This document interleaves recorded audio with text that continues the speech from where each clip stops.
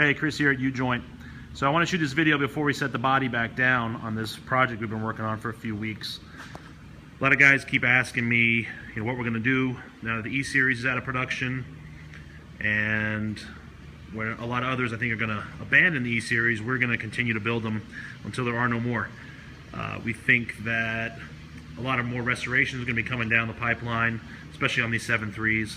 They just, they're just the best, and I don't think anything out there is going to ever replace them. So this is actually a local van, which is kind of rare for us. It's a 99 E350 that the customer bought brand new. It was he worked out of it since new, racked up a little over 200,000 miles, and decided he wanted to keep it. So he had it painted, and then when we got it, we had the Rhino put on the rockers, and then we proceeded to yank the body and redo everything. So we stripped the frame best we could, repainted it, and it's got an 8-inch lift on 37s, so it's gonna be a big boy. The rear axle was a stock Dana 60 semi-float, so we did a complete rebuild, stuffed it with an air locker, new axle shafts, 456 gears. Here's our airbag setup, Fox 2.0s, exhaust from Diamond Eye, 4-inch all the way back.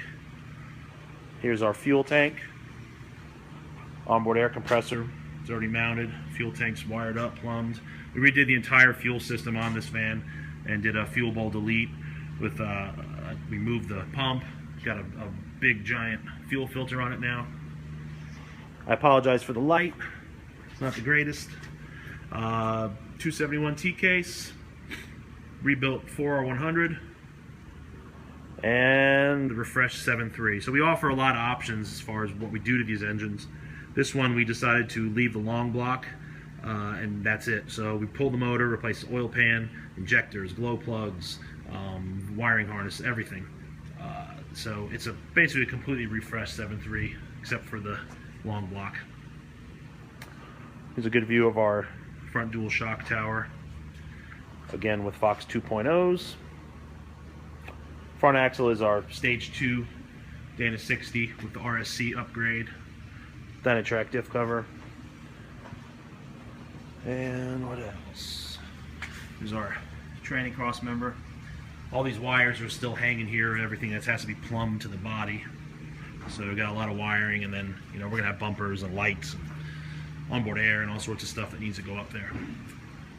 Underside of the body, this may not come out in the video, we cleaned and sprayed with a bed liner. It's gonna be really, really nice. I'll of course do a complete video on the finished product once we're done, but I wanted to go ahead and get this view before we set the body back down. There's another cool thing, as we talk about a lot, but it's hard to see unless the body's off, is how offset the drivetrain is on these vans. All right.